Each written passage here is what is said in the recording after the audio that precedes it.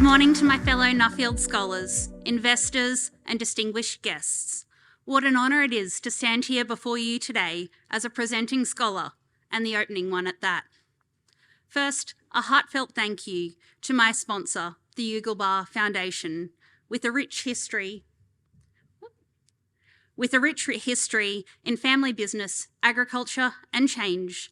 The Meyer family have invested through a range of agricultural and community scholarships such as Nuffield. Many thanks also to Foundation Executive Maddie Noble for making the trek across to support today's presentation.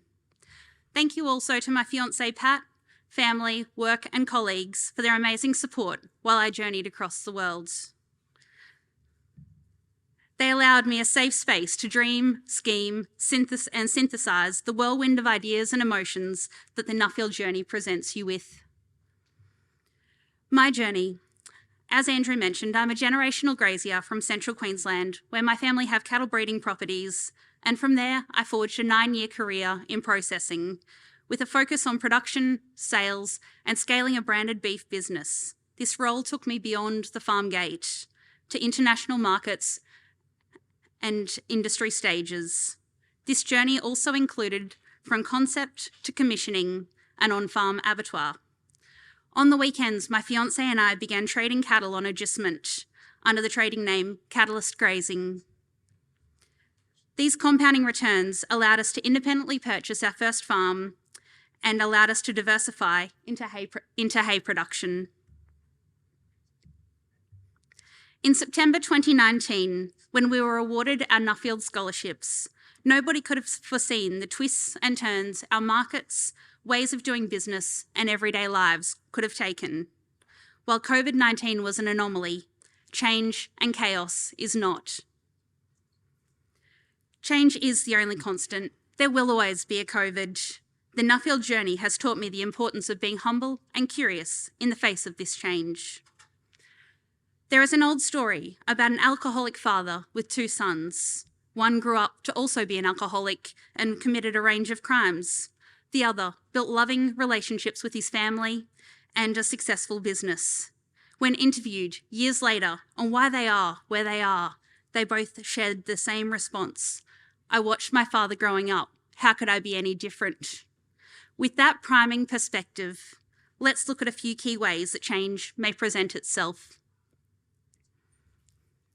It could be planned change, a controlled change that you have been able to conceptualise, plan, monitor and implement, with all within your influence. It's not to say that change is easy, but you roughly know what and when it's taking place.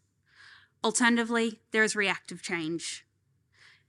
This change is catalysed from outside your control, be it injury, accident, weather event, or a change of circumstance. It appears to happen to you. This often comes with heightened emotions and a strain on resources when you can least afford it. Now over to the right we have covert change. Has anyone heard the analogy about the frog in the pot of water being heated? You sit there and wait while the discomfort slowly creeps in. You think surely this heat will relent soon. If I just endure a little longer, it will pass. It's not even that hot, is it? By the time the frog goes to jump out, it's too late. He's run out of exit strategies. If unplanned change occurs, how can we modify our internal reactions, aware that we might not be able to control the stimulus, but we can control our reactions? Oxygen is the primary chemical our brains require in order to function. So let's take the decision-making out of that next step post-catalyst and breathe slowly. The goal here is to build the awareness of what is within and outside our control so that we allow ourselves the mental capacity to process the situation into change with a plan. In the event of covert change, how do we create the internal and intrinsic motivation to stimulate that change before the water gets too hot? While researching organisations around the globe, both in the public and private sector, there were 4 common elements that needed addressing during periods of change: mindset, strategic direction, measuring what matters, and implementing the change. This photo was taken in North Carolina while visiting a tobacco farm. In this region, tobacco is by far and away the most profitable and highest yielding crop in the region for producers to grow. However, the industry is shrinking, with legislative and tax changes compounding. When asked if they bought another farm, what would they plant it to, the farmers in the area answered unanimously, more tobacco. The returns were there. But what will covert change look like in the coming years for this area? Let's look at mindset. First, we must manage ourselves to effectively lead others. We can only bring about the change in others that we can demonstrate within ourselves. Viktor Frankl quoted, "In man's search for meaning, how did I contribute to my current situation?" This concept of radical personal responsibility allows us to centre our attention on the factors that we can control.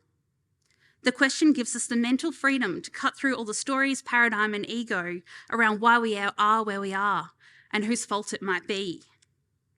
In order to move through a period of change or growth, we must consciously let go of and detach from these stories. These limiting beliefs no longer serve us.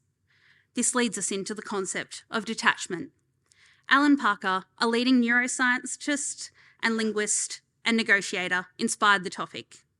Once we have the inertia of motivation and have the ball rolling, there is value in detaching from the outcome. Sounds counterintuitive, yet entertain this idea and see how it can allow for new perspectives. The second key element is setting a strategic direction. Why do we need strategic direction?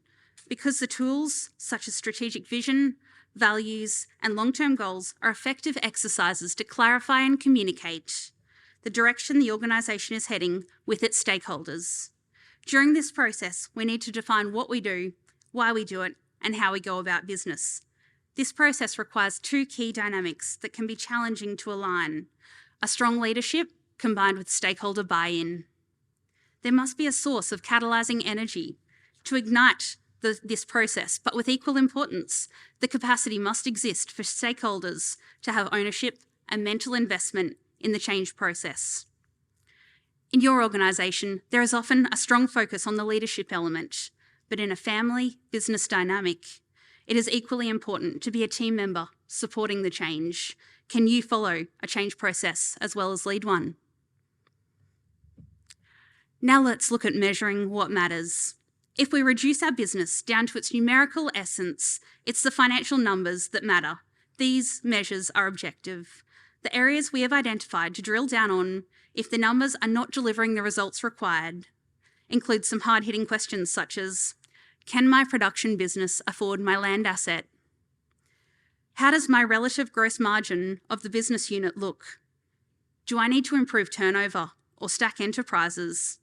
Am I measuring profit, not just production? In order to sustain these results, let's broaden our scope. How does our personal dashboard look? Are we happy, healthy, fulfilled? How are our soil humus levels looking? It's worth asking these questions as they may be covertly hiding from our profit and loss statement for years. Moving beyond the business measures and onto change measures, how do we assess qualitative change? The leading tool we have observed is constructing a change and decision-making matrix. During our strategic planning meetings, this looks like working the areas of change or long-term goals into milestones and defining objectives as a success criteria. By agreeing on these milestones and measures in a controlled environment, we have removed so much friction that could occur if the decision-making has to happen post a catastrophic event, such as a fire or a flood. As a leader, it's also critical that we provide various modes for our team to contribute to allow valuable input from both introverts and extroverts, verbal communicators and written, fast and deep thinkers. Implementing the change. Now, this photo was taken in July 22 in a vineyard in Chile. This land, over a 40-year period, had seen cattle, cereal cropping, a cherry orchard plantation, and was now a vineyard. The cultural difference I noticed with the Chilean landholders was they did not define themselves as a beef producer or a grain grower. They owned a farm and moved freely between land uses and business models. They strategically directed the land use of the farm, but they consulted with technical experts on what that cherry plantation would look like, or should they look at blueberries this season, or what crop the market was demanding. Back to the theory though, the elements for effectively implementing change revolve around the process of communication and trust. These are the foundational steps, and the process that will strengthen with repetition of stakeholder meetings, such as the aforementioned strategic planning sessions at regular intervals. Using external facilitators during this change process can be a powerful tool. It shapes our beliefs shape so many of our outcomes. So I challenge you to walk into your next meeting with the preconceived idea that agreement is always available to us.